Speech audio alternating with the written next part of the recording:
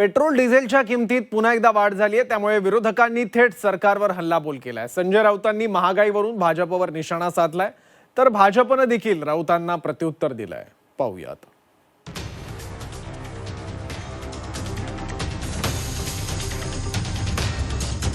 Petrol डिझेलच्या किमती पुन्हा एकदा वाढल्यात। पेट्रोलच्या दरात 86 पैशांची तर डिझेलच्या दरात 83 पैशांची वाढ झाली आहे। काही दिवसांपूर्वी पेट्रोल डिझेलच्या किमतीत 3 रुपयांनी वाढ झाल्याचं पाहायला मिळालं होतं। दरम्यान या वाढीनंतर विरोधकांनी आता सरकारवर हल्लाबोल केलाय। महागाईमुळे देशात अराजकता निर्माण होईल असं विधान करत संजय राऊतांनी भाजपवर निशाणा साधलाय।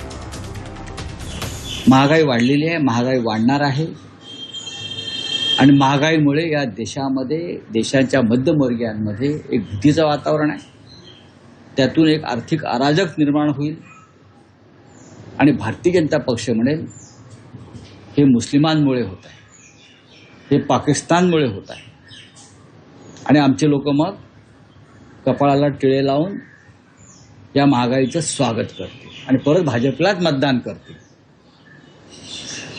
लोक त्यांच्या कर्माची फळं भोगतात। संजय राऊतांनी महागाईवरून केलेल्या टीकेला भाजपकडूनही प्रत्युत्तर देण्यात आलं। भाजपचे माध्यम प्रमुख नवनाथ बर यांनी संजय राऊतांवर टीका केली। काँग्रेसचं सरकार असतं तर आज 200 रुपये लिटर पेट्रोल आणि उद्धव ठाकरे पंतप्रधान असते तर 500 रुपये लिटर पेट्रोलचा भाव असता, असा टोला नवनाथ बर यांनी राऊतांना लगावलाय। पंतप्रधान नरेंद्र मोदीजींच्या नेतृत्वामध्ये महागाईची झळ सर्वसामान्यांना पोहोचली नाही।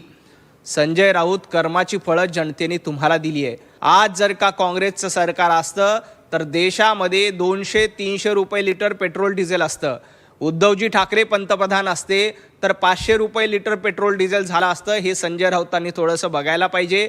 पंतप्रधान नरेंद्र मोदीजींमुळं आज देश सुरक्षित आहे। महागाईची झळ म्हणजे श्रीलंकेत 500-600 रुपये लिटर पेट्रोल डिझेल आहे, आपल्याकडे ती झळ भोगत नाही।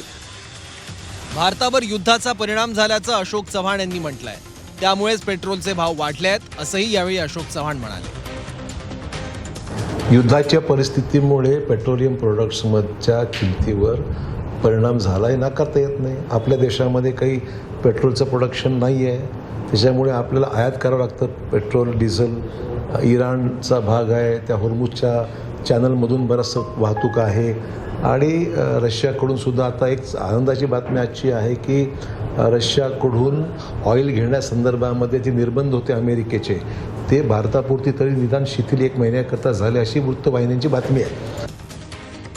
इराण आणि अमेरिका इस्रायल युद्धाचा देशाला मोठा फटका बसलाय। देशात इंधनाचे दर वाढलेत, तसंच अनेक ठिकाणी इंधनाचा तुटवडा सुद्धा जाणवत असल्याचं समोर आलं।